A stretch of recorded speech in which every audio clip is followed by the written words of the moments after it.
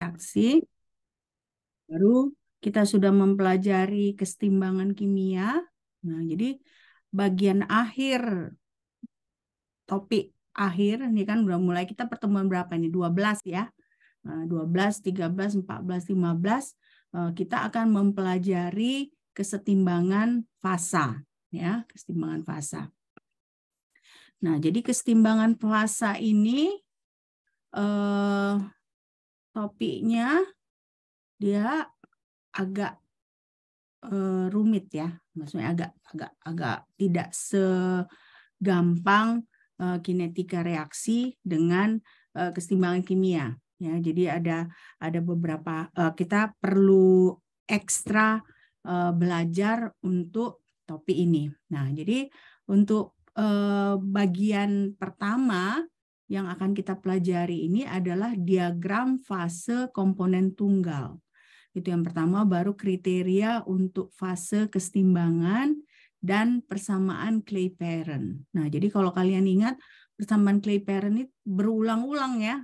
Kemarin sewaktu kesetimbangan kimia juga kita mempelajari persamaan Clapeyron. Nah, ternyata di kesetimbangan fasa ini pun kita akan mempelajari persamaan Clapeyron. Oke. Nah, jadi karena fasa, nah berarti kalau fasa ada kaitannya dengan bagaimana bentuk fisik dari materi yang akan kita pelajari, gitu ya. Nah, jadi kalau ini kan ini hal yang basic ya. Kalian tahu materi itu terdiri dari padat, cair, dan gas. Ya, pada cair dan gas, dan cara mengklasifikasikan ketiga hal ini adalah berdasarkan bentuk dan volumenya ya, bentuk dan volumenya.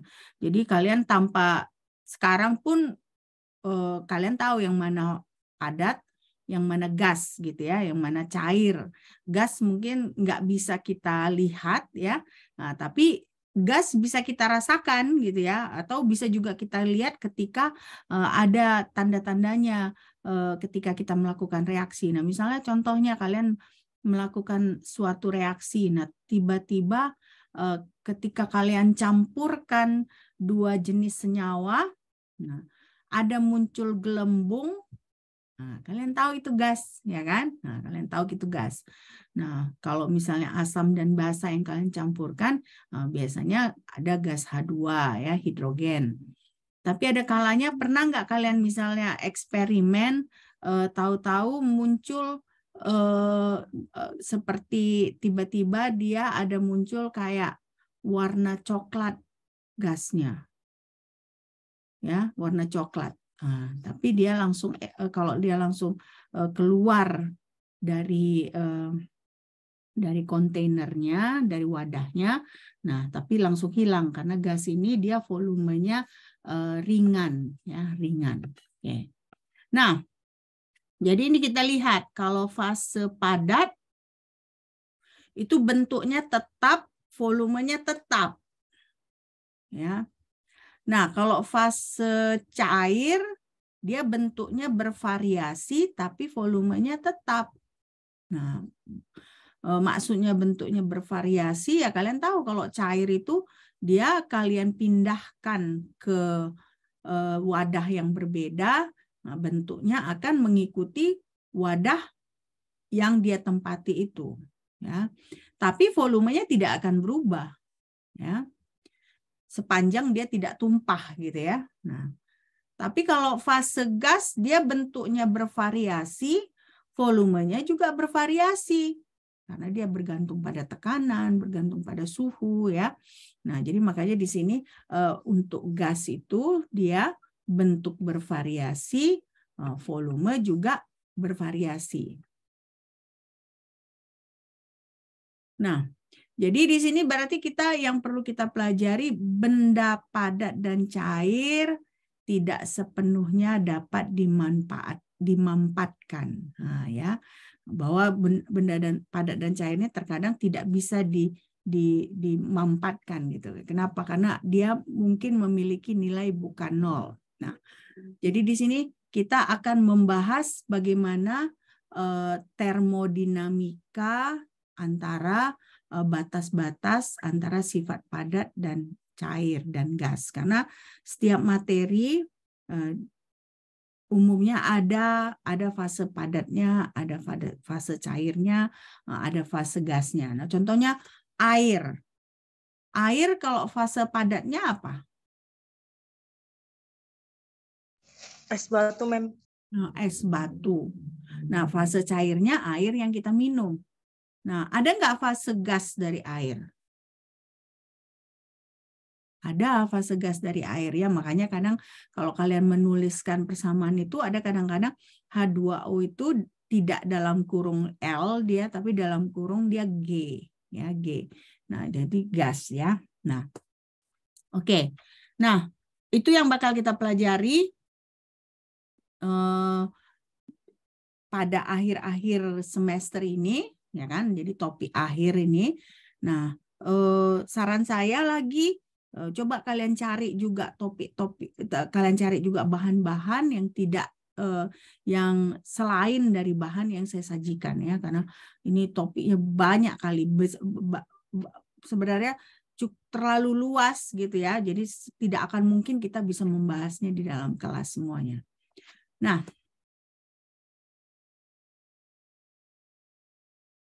oke, nah sekarang kita mau mempelajari diagram fase komponen tunggal. Ya, diagram fase komponen tunggal.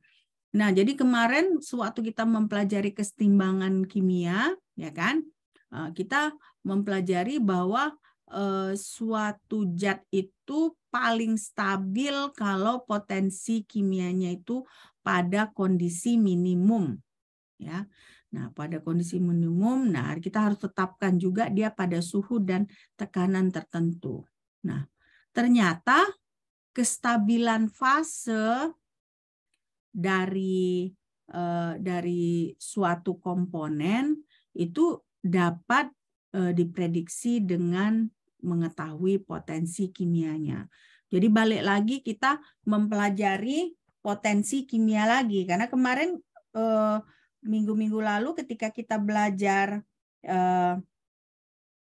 kesetimbangan kimia, nah kita belajar juga kesetimbangan fase potensi kimia ya kan. Nah, jadi berarti di sini dinyatakan juga bahwa stabilitas fase ini juga ditentukan oleh potensi kimianya.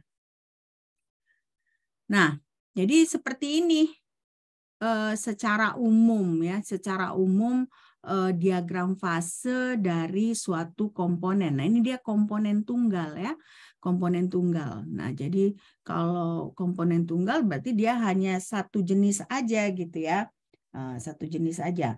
Nah, ini dia contohnya. Jadi ada dia diagram fase itu X-nya, sumbu X-nya selalu suhu ya, temperature di sini. Nah, sumbu Y-nya adalah tekanan. Nah, tekanan. Nah, kalau kalian lihat di sini ada daerah ya bawah sini, berarti bawah ini dia pada tekanan rendah, ya kan? Nah, tekanan rendah tapi suhu yang tinggi. Ya, kalau sini kan suhunya tinggi. Nah, sementara padat itu dia agak-agak tekanan yang di sini ya. Nah, suhunya di bagian yang agak rendah gitu ya. Nah, liquid dia antara di sini, antara suhu di sini ya kan, sampai ke sini. Nah, tapi ada di sini lagi critical point. Nah, pertemuan garis antara padatan cairan dengan gas itu ada namanya titik triple atau triple point. Nah, coba kalian gambar, ya kan? Nah, gambar ini karena disinilah dasarnya untuk kita mengerti diagram fase. Ya, coba digambar atau difoto, ya kan? Oke, sudah? Sudah ini? Sudah, Mem. Sudah ya.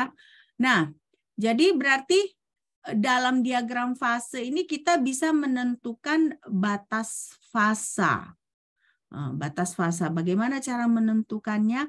Kita menentukannya dengan mengukur seberapa cepat proses pendinginannya. Nah, tapi di situ suhunya konstan. Nah, suhu konstan. Nah, lalu kita akan mengukur lagi bagaimana suhunya akan menurun, ya kan? Ketika sampelnya didinginkan, ya, didinginkan. Oke.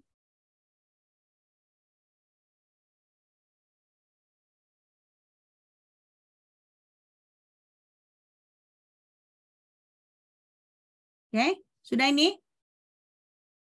Sudah, Mem. Nah, oke. Nah, jadi perubahan fase. Nah, saya contohnya lihat ini. Kalian lihat saya. Bisa kan kita punya coklat cair, ya kan? Baru kita biarkan dingin, nah, dia jadi padatan coklat, ya kan? Nah, padatan coklat. Nah, jadi di sini berarti saat KT ini, ya kan? Nah, materi mengalami perubahan fasa. Nah, materi mengalami perubahan fasa. Nah, berarti di sini suhu akan berhenti berubah saat panas diekstraksi karena perubahan fase. Jadi berarti kan di sini antara ketika proses dari sini ke sini ada perubahan suhu, ya kan? Perubahan suhu. Nah, begitu dia sudah berubah fasenya, suhunya nggak berubah lagi, sudah dia konstan gitu. Nah, itu dia pada perubahan fase. Benar nggak? Misalnya gini, kalian memanaskan air. Nah, dari awal itu kan suhunya naik sampai ketika sudah pada titik didih, ya kan? Pada titik didih itu mulai kan dia sebagian ada yang dia tetap masih cair, tapi sebagian udah berubah jadi gas, ya kan? Makanya kalian kan kalau kalian pakai pakai ceret yang dia ada tutupnya. Nah, kadang-kadang ceret tutupnya itu kan tekeletuk gitu-gitu kan. Nah, tapi masih ada cairan kan? Masih ada cairan, tapi sudah ada sebagian gas. Nah, nanti kalau kalian biarkan terus semuanya berubah jadi gas, itu berarti suhunya sudah konstan. Ya, tentunya kita tidak biarkan gitu kan, karena bisa juga terjadi kebakaran. Tapi itu contohnya, ya kan? Jadi perubahan fase itu pasti suhu akan naik, ya kan? Nah, bukan naik, tergantung. Bisa turun, bisa naik. Nah, tapi suhu akan berubah sampai akhirnya sudah terjadi perubahan fase. Nah, suhu itu akan berhenti berubah. Oke. Oke. Selesai nih ya? Selesai, Mem. Oke. Nah, berarti di sini temperatur di mana penghentian terjadi, nah, disitulah ada satu titik pada batas. Nah, ingat tadi kan diagram ini, ya kan? Diagram ini kan. Nah, ini kan kalau yang ini batas antara padat dengan gas. Nah, yang ini batas antara padat dengan cair. Yang ini batas antara cair dengan gas. Nah, jadi ketika suhu itu berhenti berubah, ya kan, temperatur di mana penghentian terjadi, berarti disitulah titik pada batas itu. Nah, misalnya tadi yang saya ceritakan kan, air kalian panaskan, dia panaskan sampai pada suatu titik sudah terjadi perubahan fasa. Nah, disitulah ada satu titik pada batas tadi, ya. Nah, jadi di situ titik pada batas itu berarti yang perlu kita ketahui adalah berapa temperatur pada saat dia sudah tidak berubah lagi, yang berarti pada saat sudah berubah fasa, dan berapa tekanan Nah, tekanan di mana si fase itu sudah berubah, ya. Oke.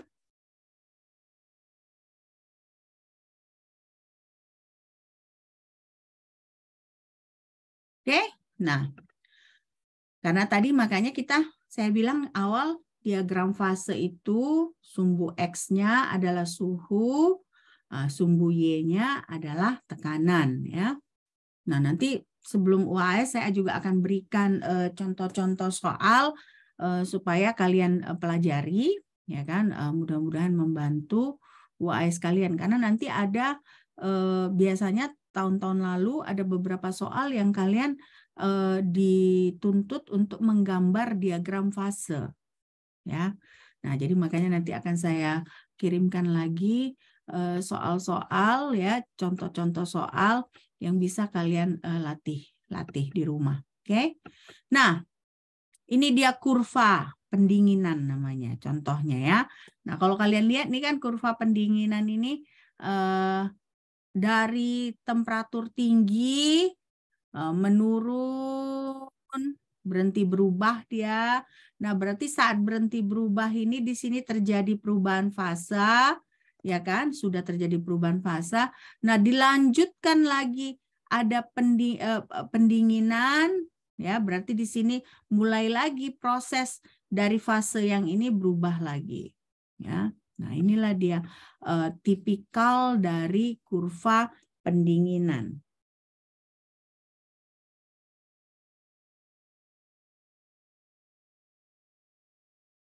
Oke. Nah, tapi apa berarti hanya kurva pendinginan? Ini untuk menentukan batas dari si satu fase dengan fase lain. Berarti kalau pendinginan misalnya dari cair ke padat, ya, atau dari gas ke padat, ya, dari gas ke cair gitu, ya, gas ke cair. Nah, itu bisa juga proses pendinginan, ya. Nah, tapi tidak hanya proses pendinginan, bisa juga pakai scanning kalorimetri atau pemindaian kalorimetri. Nah, jadi kalau ini tadi dari proses pendinginan itu berarti kan dia dari suhu tinggi ke suhu rendah, ya. Nah, kalau scanning kalorimetri ini dia dari suhu rendah ke suhu tinggi. Nah, karena misalnya contohnya dari cair ke gas, ya kan? Untuk menentukan batas fase antara cair dengan gas itu kita perlu menggunakan pemindaian kalorimetri.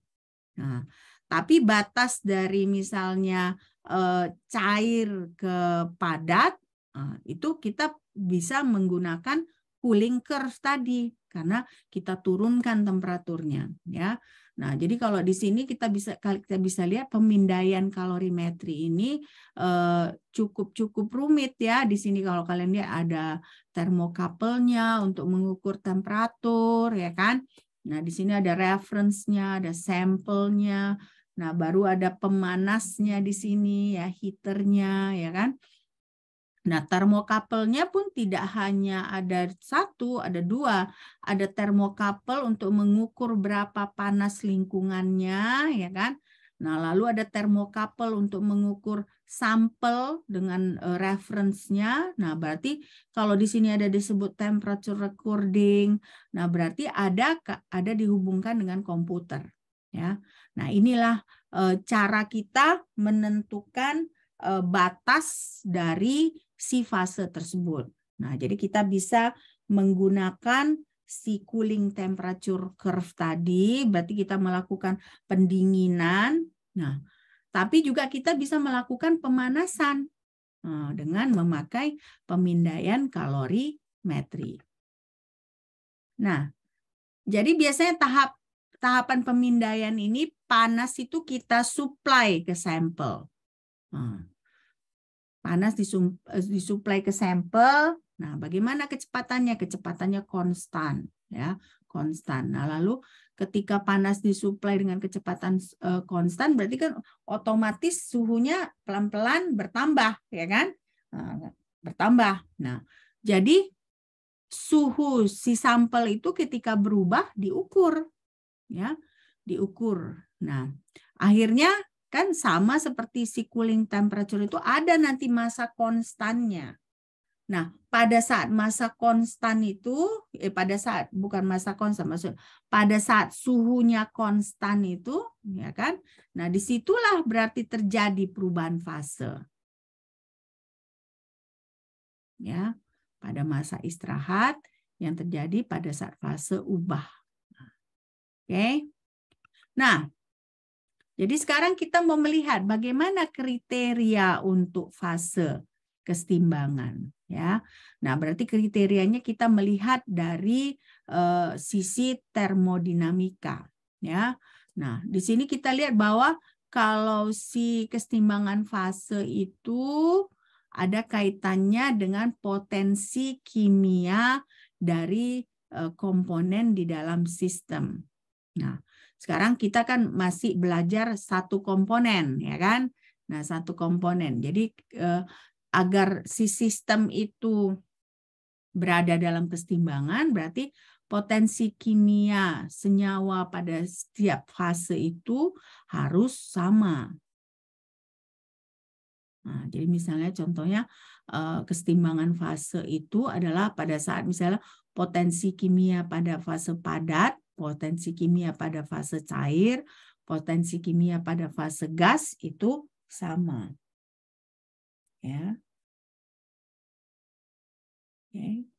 Nah, inilah kriteria untuk fase kesetimbangan fase. Nah, jadi kalau bagaimana kalau tidak sama? Berarti kalau tidak sama itu kan kalau potensi kimia tidak sama berarti kan dia tidak seimbang. Berarti kalau tidak seimbang ada yang berpindah dari satu fase ke fase yang lain gitu. Jadi makanya di sini jika potensi kimia tidak sama akan ada migrasi. Nah, migrasi dari satu fase ke fase yang lainnya. Nah, jadi ketika terjadinya migrasi, apa tujuannya terjadinya migrasi? Supaya ada penurunan potensi kimia dari salah satu, sehingga diharapkan nanti potensi kimianya itu jadi seimbang. Nah, jadi di sini tujuannya menurunkan potensi kimia total dari fase mana material sedang dihilangkan, nah, meningkatkan potensi kimia dari mana fase material yang diendapkan. Jadi misalnya ini ada satu fase, dia potensi kimianya nggak sama, satu di atas, satu di bawah. Nah, jadi yang dari sini pindahlah masanya ke sini, ada migrasi ke sini. Jadi kalau ada migrasi berarti kan sebelah sini turun, nah di sebelah sini naik, nah sampai akhirnya dia sama gitu ya. Nah, jadi itulah potensi kimia, persyaratan potensi kimia untuk kesetimbangan fase. Ya. Oke.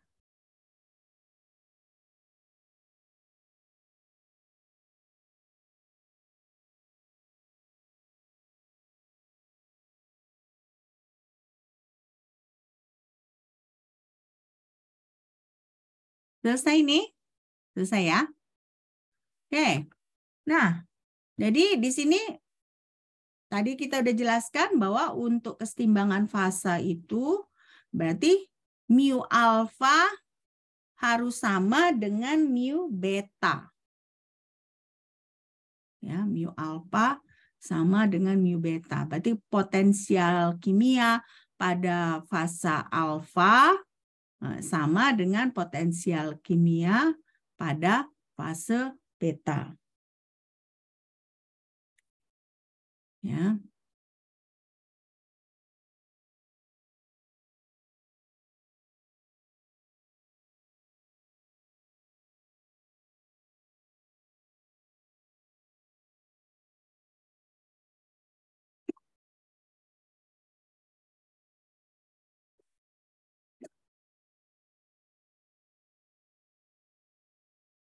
Oke.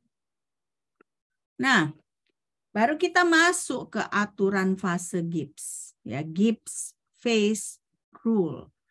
Nah, Gibbs phase rule ini, aturan fase Gibbs ini, kita mau menjelaskan bagaimana jumlah variabel pada fase tersebut, ya, jumlah variabelnya. Nah, jadi ternyata kan fase itu bisa divariasikan secara bebas, ya, untuk sistem pada kesetimbangan. Nah, nanti kita lihat ada rumusnya untuk menentukan berapa jumlah fasenya, ya, berapa kemungkinan maksimum jumlah fase dari suatu sistem, ya. Nah, jadi kalau misalnya kita mau menentukannya ini di sini bahwa kita mulai dengan bahwa kalau kita mempunyai suatu sistem, nah, biasanya kan itu jumlah dari fraksi molnya itu adalah sama dengan 1. Ya, misalnya jadi kita punya suatu sistem di dalamnya ada misalnya HCl, NaOH dan akhirnya ada garam, ya. Karena misalnya kita tambahkan jadi ada produk. Nah, jadi jumlah pada semua, jadi jumlah fraksi mol pada sistem tersebut adalah sama dengan 1. Nah, inilah hubungan fraksi mol dengan setiap komponen, ya. Nah, jadi karena seperti ini kita bisa sebutkan bahwa derajat kebebasan itu adalah C-1. Kenapa C-1? Karena kan tadi kalau kita jumlahkan dia sama dengan 1. Jadi kalau kita mau menghitung derajat kebebasan dari suatu komposisi itu adalah C-1. Nah, di mana C itu adalah komponen dalam campuran, ya, komponen dari campuran.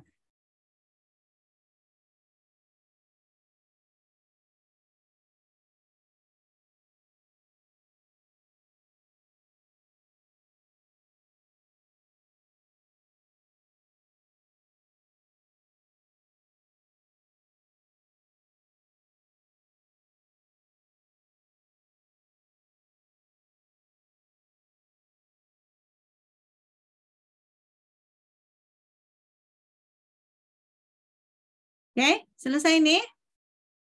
Selesai, Mem. Oke.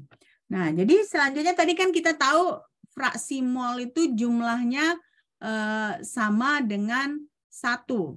Ya, jumlah fraksi mol dari komponen suatu sistem. Nah, jadi karena itu makanya kita menghitung bahwa derajat kebebasan itu C-1. Nah, sama juga dengan P, ya, P, batasan P ini, kan, P.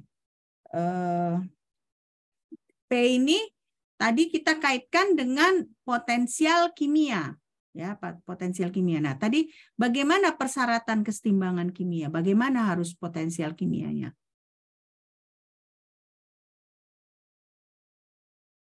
Bagaimana tadi? Apa persyaratan kesetimbangan fasa tadi? Bagaimana potensial kimianya harus untuk kesetimbangan fasa?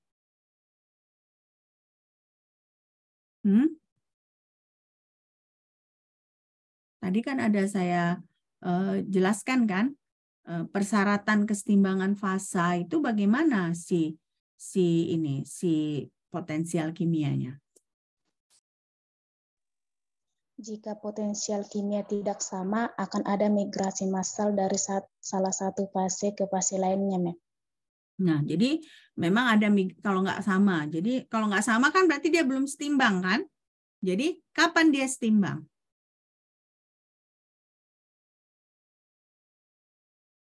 Pada saat potensial kimia bagaimana baru si fase pada sistem itu setimbang? Potensi kimia senyawa di setiap fasenya harus sama. Potensial kimianya sama, tapi kalau kalian lihat tadi kan di sini dia 2 yang sama, ya kan, 2 yang sama. Mu alfa sama dengan mu beta, berarti pada saat ini 2 fase itu seimbang, ya, seimbang. Nah, makanya di sini kalau tadi derajat kebebasan C-1, ya kan, C-1 karena jumlah dari fraksi mol itu sama dengan 1, ya kan. Nah, sementara untuk fase ya, karena untuk kesetimbangan fase itu dua dia sama, otomatis dia satu itu nggak sama, maka itu untuk fase dia P-1 ya, P-1 ya, jadi kan fase itu kalau umumnya kan dia ada 3 fase kan ya, 3 fase kan, padat, cair, gas. Nah biasanya itu kan kalau kita mau menentukan sesuatu, nah ini dua ini dia boleh sama, otomatis satu dia tidak sama, independen. Nah makanya di sini disebut P-1. Oke.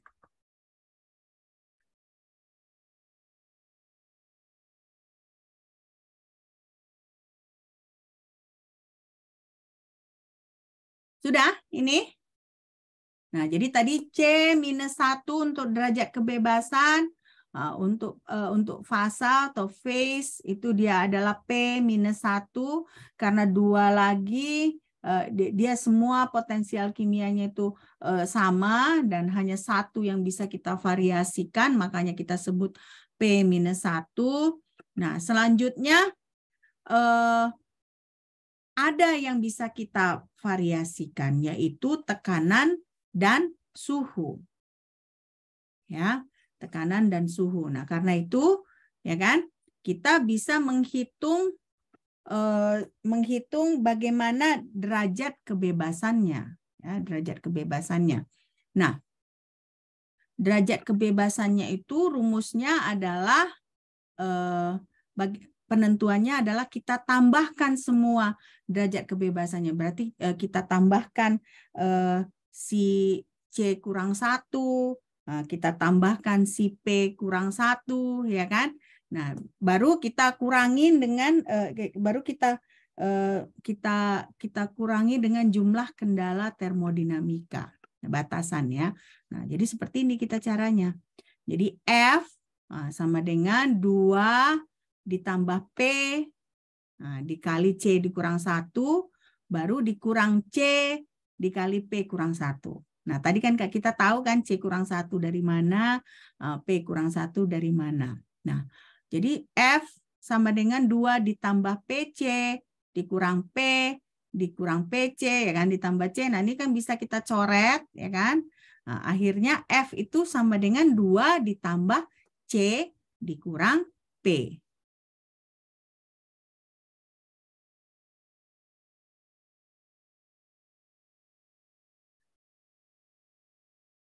Oke, F sama dengan 2 ditambah C dikurang P.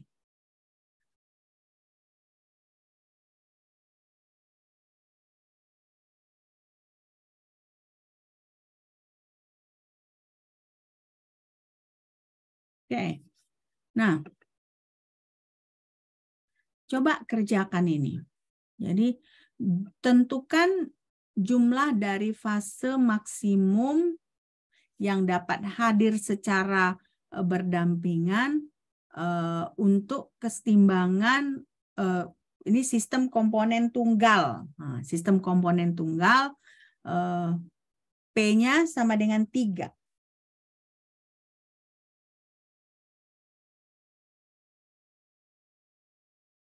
Bagaimana kita menentukannya ini?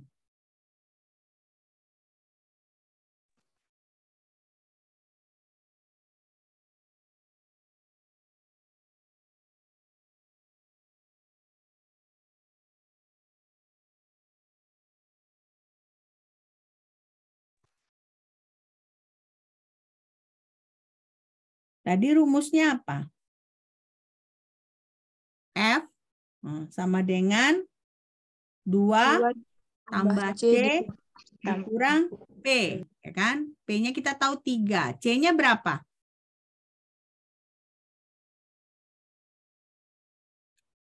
C-nya berapa?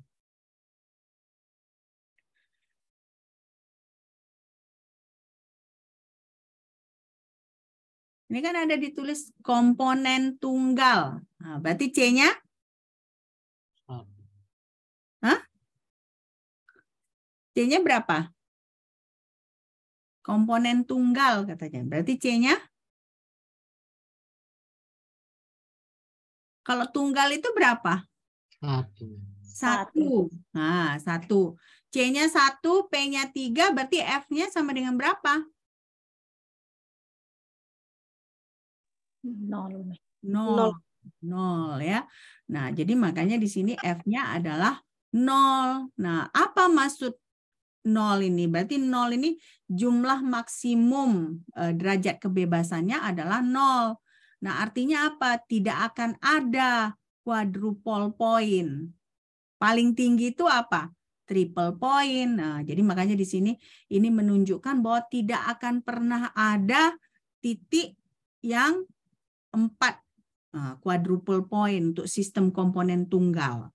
Nah, untuk sistem komponen tunggal itu nggak akan pernah ada quadruple point. Ya, jadi makanya di sini derajat kebebasannya adalah sama dengan 0. Ngerti kan ini kan?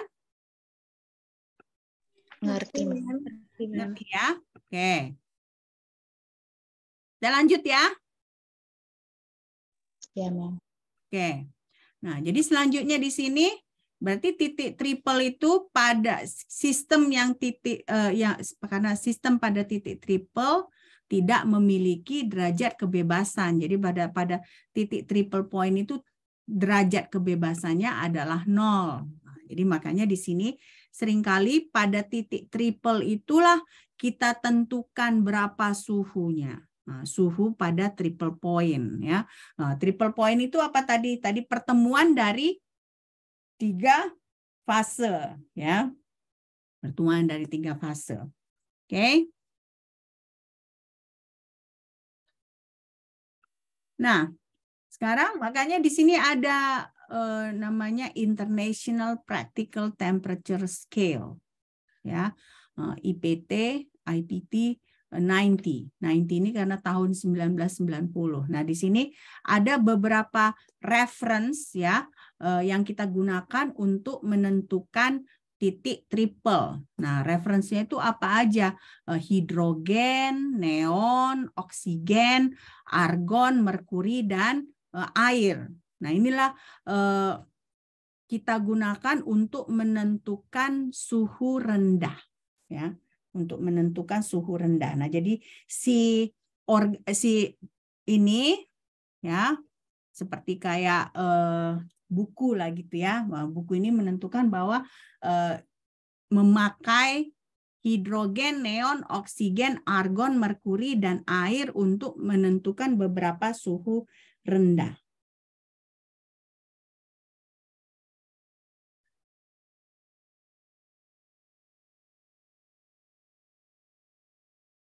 Sudah ini? Sudah, Mem. Sudah ya? Oke. Nah, jadi kalian lihat cukup ini ya, cukup apa namanya? Kalau menurut saya sih kita memang untuk mempelajari keseimbangan fase ini butuh waktu gitu ya. Nggak bisa makanya saya bilang nggak cukup hanya slide saya aja. Ya, saya aja mau mempersiapkan, saya lihat beberapa textbook gitu ya. Jadi kalian pun seharusnya begitu ya, cari lagi karena mungkin saja apa yang saya berikan itu belum komplit ya, belum lengkap. Jadi supaya lengkap kalian cari lagi. Oke? Nah, di sini ada juga namanya percobaan Strauss. Nah, si Strauss ini ada papernya tahun 2008. Nah, dia melakukan kalibrasi termometer dengan memakai platina. Nah, triple point-nya dia menggunakan argon. Argon. Nah, ini makanya di sini kan boleh kita gunakan argon kan. Nah, jadi si Strauss ini dia mau mengkalibrasi termometer dengan memakai platinum ya, platina. Nah, tapi reference-nya yang dia pakai adalah argon karena argon udah tahu berapa triple point-nya ya kan. Nah, jadi dengan memakai triple point ini apa keuntungannya? Keuntungannya adalah karena kita udah tahu triple point-nya, berarti yang perlu diatur itu hanya si suhu dan tekanan. Nah, tapi tentunya kita harus pakai si reference tadi, yaitu beberapa senyawa yang sudah dilakukan kalibrasinya. Ya. Nah, jadi disinilah si Strauss ini mengadakan eksperimen, ya kan, tapi dia pakai platinum, ya, dia mengukur resistance dari si platinum dengan memakai gas argon, ya kan, memakai argon. Nah, di situ si argon ini sudah ketahuan triple point-nya. Nah, jadi si Strauss itu hanya mengukur perubahan suhu dan tekanan, sehingga bisa dikalibrasi termometernya. Ya, nah, jadi di sini seringkali kalau misalnya kita hanya mengukur suhu dan tekanan, ya kan, lebih baik misalnya kan karena kita udah tahu triple point tadi, kita ukur berapa suhunya pada saat terjadi perubahan fasa. Nah, jadi sehingga ketika kita melakukan eksperimen itu tidak dua parameter yang kita ukur, tapi hanya satu, yaitu suhu. Nah, jadi kita kan misalnya kita melakukan pendinginan, kan, berarti kan suhunya pelan-pelan naik. Nah, dari situ kita bisa ukur ketika misalnya pada suhu segini, bagaimana fasenya, pada suhu begini, bagaimana fasenya. Nah, pada suhu begini, bagaimana fasenya. Jadi kita ukur suhu hanya pada saat terjadi perubahan fase. Nah, kalau kita melakukan eksperimen seperti ini, berarti kita lebih akurat. Kenapa? Karena kita hanya memikirkan satu parameter, yaitu suhu. Jadi kita tidak perlu mengukur lagi berapa tekanannya, kita hanya mengukur berapa perubahan suhu saat perubahan fase. Ya. Oke, nah. Oke, sekarang kita selesai ke bagian pertama dari hari ini. Kita masuk ke persamaan Clapeyron. Ya, nah sebelum kita masuk ke persamaan Clapeyron, saya tanya dulu ke kalian, bagaimana rumus derajat kebebasan? Apa rumusnya? Masih ingat nggak? Apa rumus derajat kebebasan?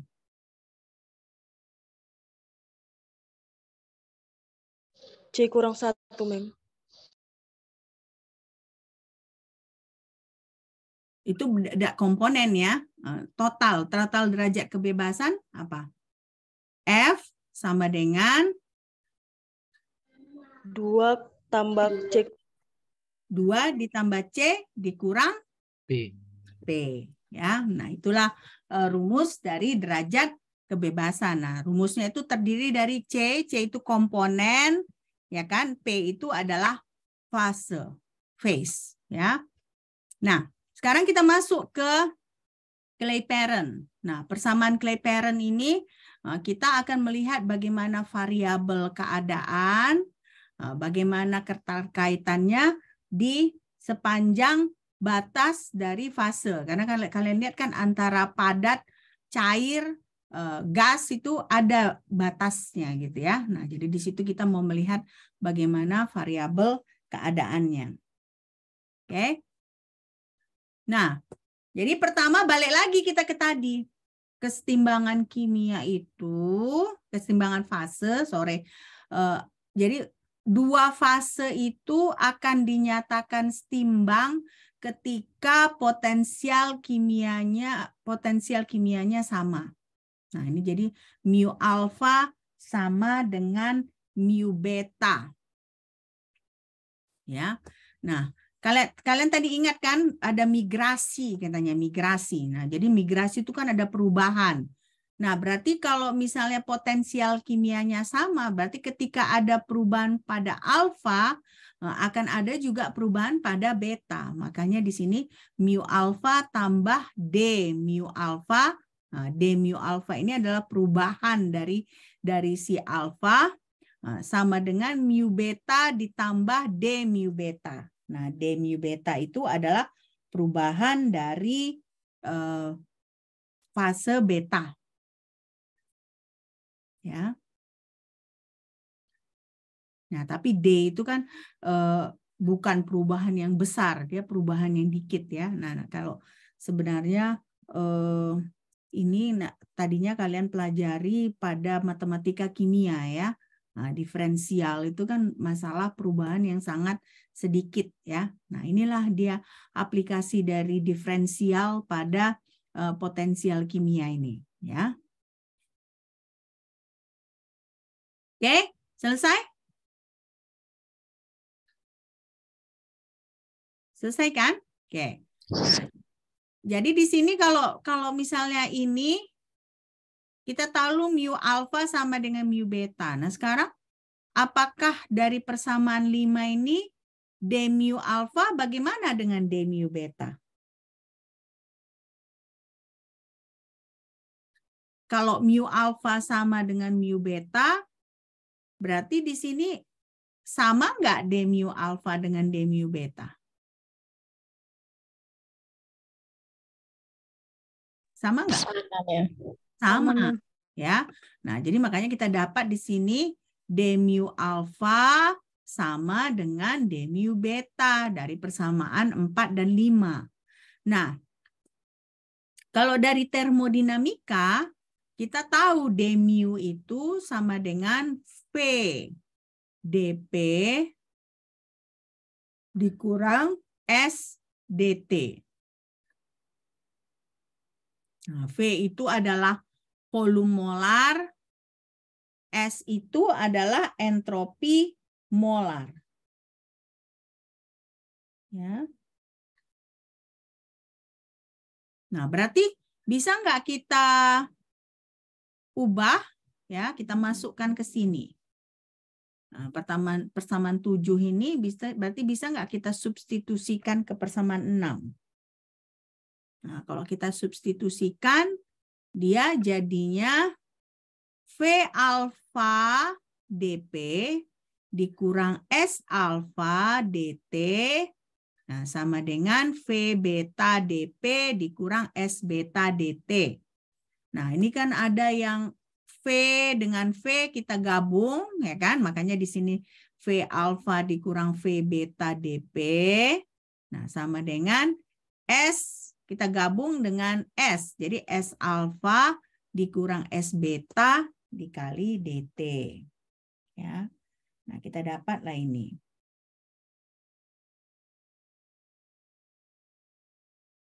Oke, pelan-pelan aja sekalian kalian mengerti penurunan rumusnya gitu ya. Nah, karena saya rasa lebih bagus kalian mengerti. Bagaimanapun nanti kan kita open book kemungkinan kan, tapi kalian harus mengerti bagaimana penurunan rumusnya ya kan sebelum kalian bisa pakai. Misal banyak nanti di situ soal, nah kalian kan perlu tahu formula yang mana yang kalian pakai. Jadi kalian perlu tahu penurunan rumusnya supaya nanti kalian bisa gunakan. Oke?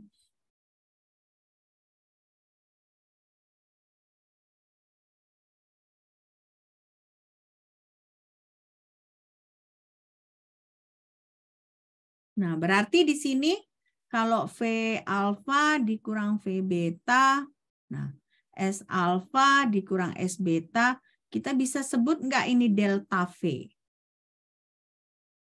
Bisa ya, perubahan volume. Baru ini bisa kita sebut sebagai delta S. Berarti di sini delta V dP sama dengan delta S dt. Jadi dP per dt sama dengan apa?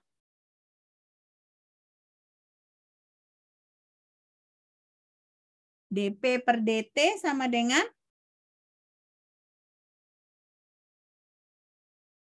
matematika biasa aja itu. Nah, kita kan tahu tadi delta V dP sama dengan delta S dt. Nah, jadi kalau saya tanya dP per dt sama dengan P per T, P per dP per dt sama dengan Delta S per delta T. delta S per delta T, delta V, benar. Oke, delta S dibagi delta V. Nah, inilah dia persamaan 11. Oke. Nah. dP per dt sama dengan delta S per delta V. Nah, jadi inilah yang persamaan 11 inilah yang kita sebut sebagai persamaan Clapeyron. Ya, persamaan Clapeyron. Nah, sekarang kalau misalnya kita mau ubah jadi entalpi, delta S itu sama dengan apa? Delta H per T, Mem. Oh, delta H per T ya. Benar. Jadi delta S sama dengan delta H per T. Jadi dP per dt dalam bentuk entropi jadinya bagaimana? Delta H dibagi T delta V ya. Nah, jadi makanya di sini kita bisa lihat bahwa dP per dt sama dengan delta H dibagi T delta V. Ya. Nah, oke. Nah, sekarang ini kita mulai kan. Jadi apa makna persamaan 11? Nah, persamaan 11 ini sebenarnya membuat kita bisa mengetahui bagaimana diagram fase itu secara kualitatif, ya, secara kualitatif. Nah, ini khususnya di sini untuk air. Air misalnya, kalau tadi kan ada air fase padat, fase cair, fase gas. Nah, jadi kita bisa menghitung secara kualitatif ya si diagram fase air. Nah, ini dia ternyata diagram fase air ini unik dibanding zat-zat yang lain. Ya, unik dibanding zat-zat yang lain. Nah, di sini nih contohnya inilah diagram fase air. Ya. Kalau kalian lihat di sini, ini suhu, ini tekanan dalam atmosfer, ya kan? Nah, kalau kalian lihat di sini dia di sini titik dia freezing point-nya, ya kan? Nah, freezing point-nya. Nah, di sini adalah boiling point-nya, ya kan? Jadi kalau kalian lihat dia sebenarnya tekanannya sama ya. Nah, tekanannya sama untuk freezing point dengan boiling point. Nah, dia uniknya ada triple point-nya di sini. Nah, triple point-nya bagaimana? Triple point-nya itu di antara memang freezing point dengan boiling point. Tetapi kalau kalian lihat di sini, ya kan, triple point-nya dia sebenarnya lebih mendekati ke freezing point. Nah, jadi di sini tidak disebut kemiringan negatif. Nah, ini kan negatif kan? Nah, ya, negatif dia. Antara padat dengan cair. Ini padat dengan cair kan? Nah, dia kemiringan negatif. Nah, biasanya kan kalau tunggu dulu. Kita lihat di awal tadi, ya kan? Di awal tadi ini kemiringannya bagaimana? Positif. Ya kan? Antara padat dan cair ini kan positif dia kemiringannya. Makanya disebut tadi bahwa si air ini dia berbeda dari zat yang lain. Kenapa? Karena di sini si air itu dia kemiringannya negatif. Ya, kalian bisa lihat nggak bedanya antara yang umum tadi dengan si air? Bisa nggak? Ini kan dia nurun, ya kan? Yang tadi dia naik. Ngerti nggak maksud saya? Ngerti, Mem. Ngerti kan? Nah, jadi makanya di sini disebutkan bahwa si air ini unik dibandingkan zat yang lain. Kenapa? Karena kalau kalian lihat antara padat dengan cair itu batasannya dia menurun. Ya, menurun. Nah, jadi makanya di sini disebut volume molar dari fase cair lebih kecil dari fase padat untuk air ya. Volume molar fase cair lebih kecil daripada fase padat pada air. Nah, jadi balik lagi kita ke sini bahwa dP per dt sama dengan delta H dibagi T delta V. Oke. Sampai sini ada pertanyaan? Ada pertanyaan? Nggak ada? Oke. Kalau nggak ada, coba dikerjakan ini soalnya. Ya. Karena kita nggak akan lengkap kalau kita tidak mengerjakan soal ya. Jadi di sini bisa nggak kalian hitung perubahan titik beku air kalau misalnya enthalpy fusion-nya adalah 6,009 kilojoule per mol, di mana berat jenis air adalah 0,9167 gram per sentimeter kubik, ya kan? Nah, itu rho S, baru rho airnya adalah 0,999 gram per sentimeter kubik, ya. Nah, di mana tekanannya 1 atm pada suhu 273 Kelvin.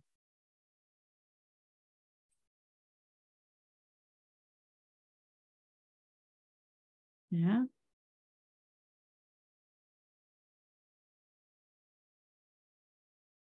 Apa yang perlu kita hitung dulu ini?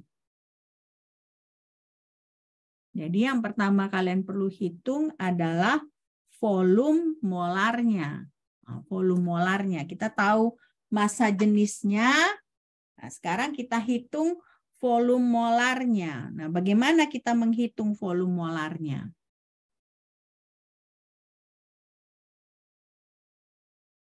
Saya kasih waktu berapa menit ini untuk kalian coba?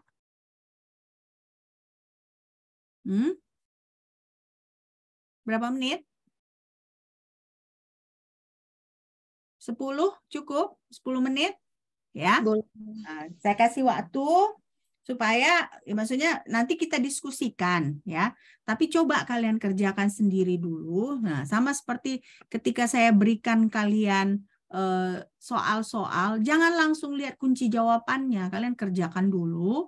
Nah, baru kalau setelah kalian lihat kalian nggak mampu lagi, baru kalian lihat kunci jawabannya. Kalau kalian langsung lihat kunci jawabannya, namanya kalian ngafal, ya, tidak coba mengerti. Nah, ini sama seperti ini. Coba kalian kerjakan dulu, oke?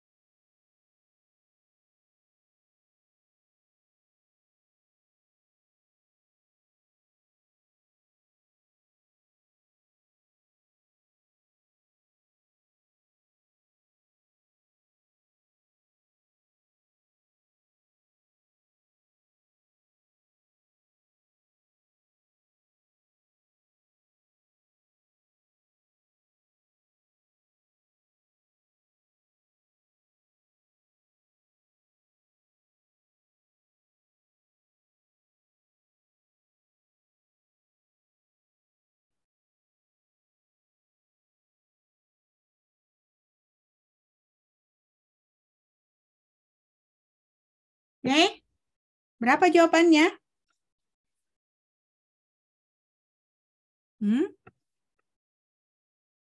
Ada yang bisa jawab?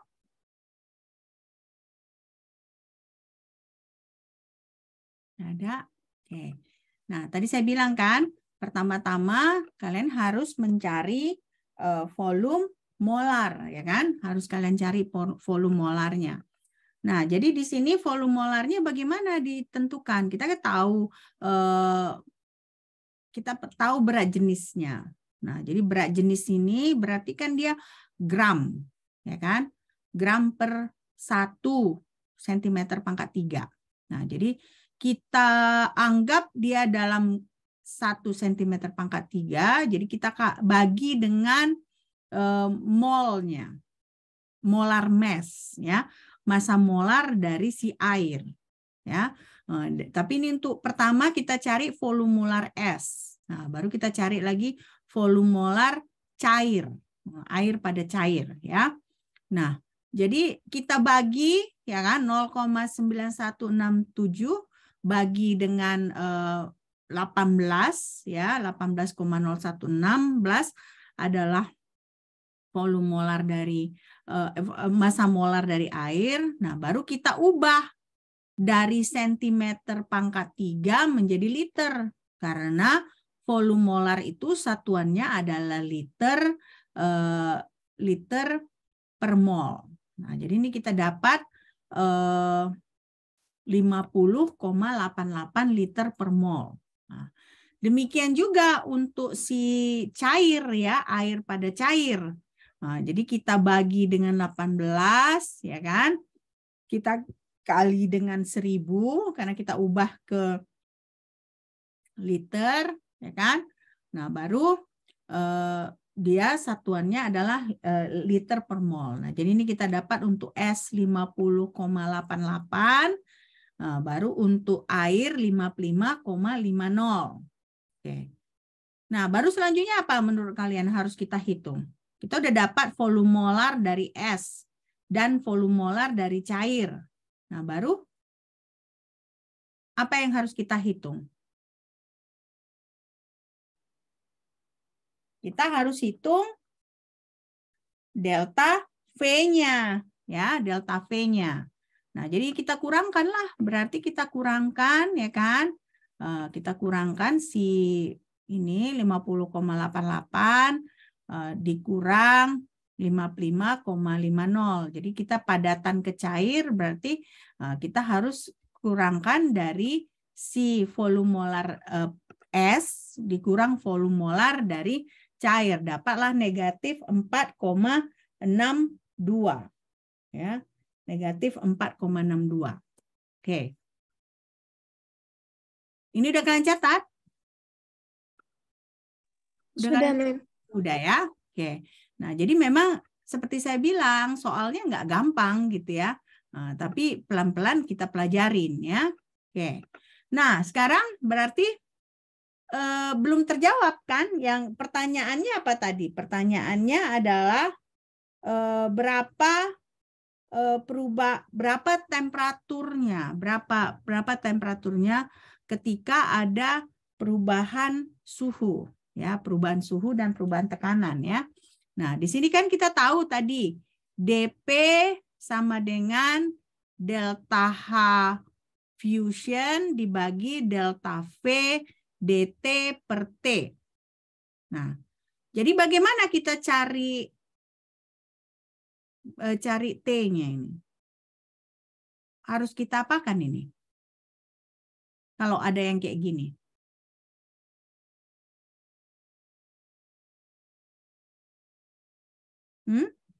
Harus kita apakan? Harus kita integralkan, ya.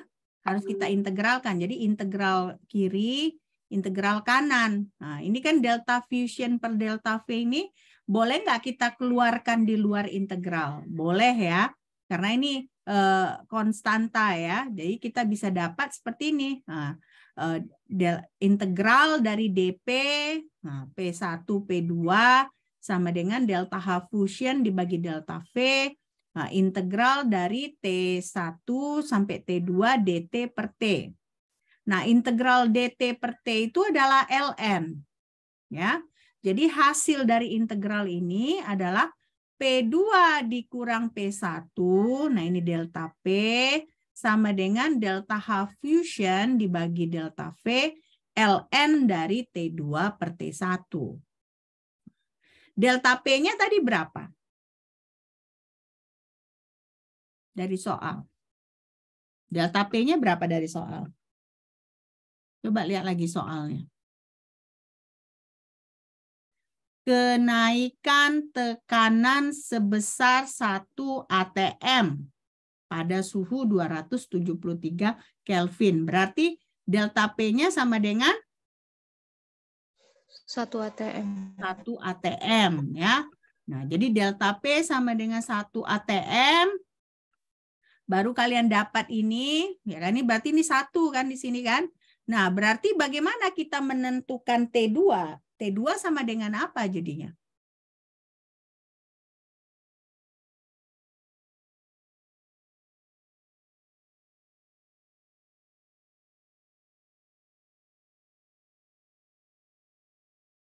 Nah, berarti bisa nggak kita pindahkan ini ke sini? Yang ini. Bisa kan? Nah, berarti kan di sini jadinya delta V per delta H, ya kan, sama dengan ln T2 per T1. Ya kan? ln T2 per T1. Nah, bagaimana kita mengubah ln ini supaya T2 ini bisa kita hitung? Apa inverse dari ln? Basis dari ln itu apa? Kalau logaritma basisnya berapa? Log gitu. Misalnya log 100 kan sama dengan 2. Nah, berarti logaritma itu apa basisnya? Hah? Apa basisnya? Kok pada diam? 10. Ya. Kenapa? Karena kan logaritma 100 sama dengan 2. Nah, karena 10 pangkat 2 sama dengan 100. Jadi basis dari logaritma 100 sama dengan 2 itu adalah 10. Nah, kalau begitu basis dari ln apa? Basis dari ln.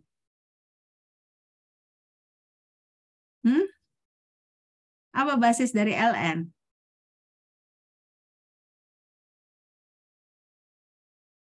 Nggak ada yang tahu basis dari ln? Basis dari ln adalah E, Euler number kan, E.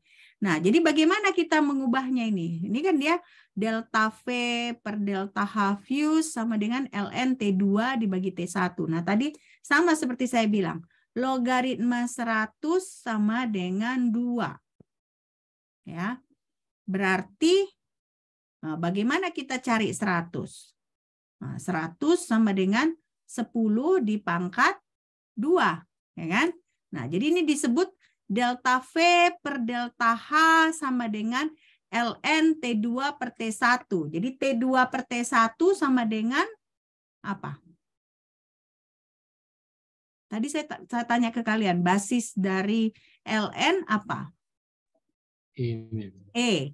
Nah, jadi kalau basis dari ln adalah E, berarti ln T2, jadi T2 per T1 itu sama dengan apa kalau kita udah ubah ln-nya itu?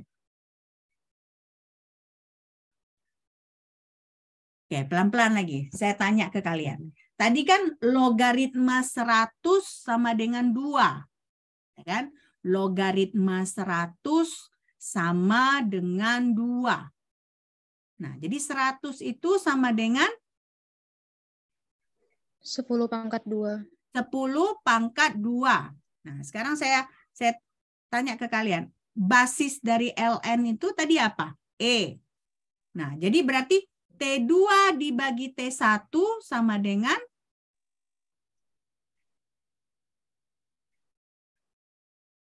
T2 dibagi T1 sama dengan E pangkat T2 per T1. E pangkat delta V per delta H. Ya kan? Nah, E pangkat delta V per delta H. Nah, berarti itu kan baru T2 dibagi T1. Berarti T2 sama dengan T1 dikali E pangkat delta V per delta H. Nah, jadi berapa T2-nya? Coba kalian hitung. Berapa T2-nya? T1-nya tadi berapa? T1-nya sama dengan berapa tadi? 273, Mem. 273. Nah, 273. Berarti T2-nya sama dengan? Gunakan kalkulator lah. Gunakan kalkulator. Berarti T2 sama dengan 273 E pangkat eksponen dari delta V-nya tadi berapa? Negatif 4,62 liter per mol dibagi si delta H. Ya. Oke. Berarti T2-nya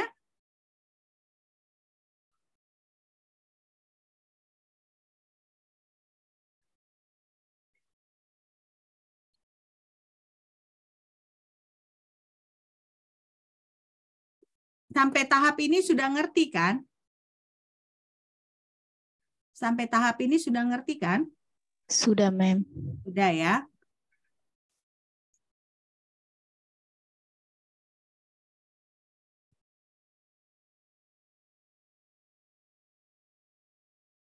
Oke. Nah, nanti daripada ini udah selesai kalian catat atau kalian foto ya.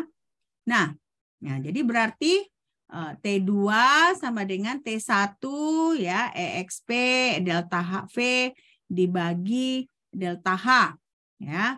Nah, delta V dibagi delta H. Nah, delta P-nya itu 1. Jadi makanya tadi saya abaikan. Nah, tapi ternyata di sini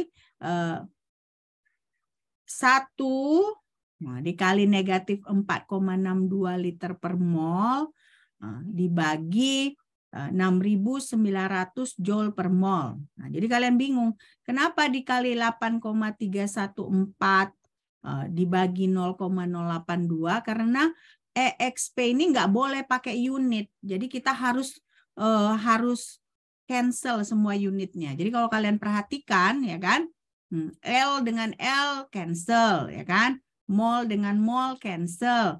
ATM dengan ATM cancel, ya kan? Nah, baru J dengan J cancel. Nah, dari mana 8,314 dengan 0,08206 ini? Dari mana? Nilai R. Ya, kalau kalian perhatikan nilai R. Nah, jadi conversion factor aja. Nah, jadi dapatlah di sini T2-nya sama dengan 252,5. Nah, jadi kalau saya tanya, berapa nilai delta T-nya? Berapa nilai delta T-nya?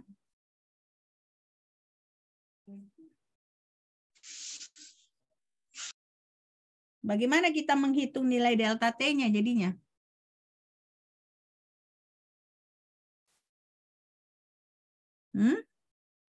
T1 ditambah T2. Tambah atau kurang? T2 dikurang T1 ya. Nah, T2-nya 252,5 dikurang 273, berarti T2-nya berapa? T2-nya berapa?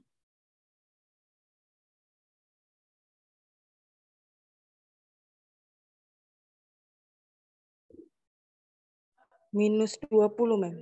Ya, minus 20,5. Ya. Jadi T2-nya sama dengan minus 20,5. Nah, jadi artinya apa? Artinya setiap kenaikan ya, dia berkurangnya 20,5 ya. Artinya apa di sini? Berarti fase ini ya lebih suka volume molar yang lebih kecil, tekanan lebih tinggi. Jadi kalau volume molarnya lebih kecil, dia lebih suka tekanan yang tinggi. Ya, jadi makanya dia mengikuti prinsip Le Chatelier. Oke. Nah, ini udah selesai kalian catat? Ini udah selesai? Sudah, Mem. Sudah ya, ini? Sudah, Mem. Yang ini? Belum. Belum, Mem. Oke, silakan. Silakan dicatat, ya kan? Nah, jadi hari ini banyak yang kita pelajari ya. Mulai dari kita mempelajari dasar dari kesetimbangan fase, ya, dimulai dari potensial kimia. Nah, baru kita masuk lagi ke persamaan Clausius-Clapeyron, ya kan? Nah, jadi kita belajar lagi hitungan-hitungannya, ya kan? Nah, jadi saya berharap ya, mudah-mudahan ada ilmu yang kalian dapat hari ini. Oke? Ada pertanyaan sampai di sini? Udah?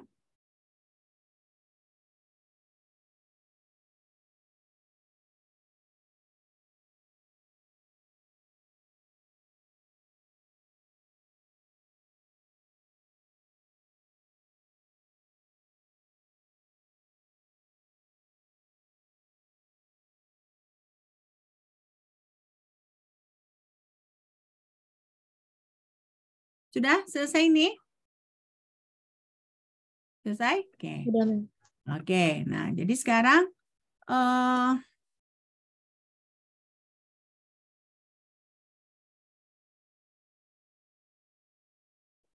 kita hentikan dulu ya, karena nggak sempat nanti. Berarti minggu depan kita sudah luring ya, Erika? Iya, Mem. Minggu ini saya pikir mungkin ada beberapa dari kemarin ada mahasiswa yang lain bilang masih ada yang di kampung atau bagaimana gitu. Jadi nggak apa-apa, kita luring dulu, daring dulu. Nah, minggu depan kita sudah luring ya. Kelasnya sudah ada kan ya, Erika? Iya, Mem. Kelas yang kemarin, Mem. Kelas yang di lantai 1 ya? Iya, Mem. Oke, nah jangan lupa kalau ada, kalau bisa sediakan infokus ya, dan biar bisa kita minggu depan bertemu. Oke, ntar saya foto dulu untuk bukti. Akan satu lagi. Oke, ya, ya udah. Sampai jumpa minggu depan. Semoga kalian sehat selalu. Oke, bye.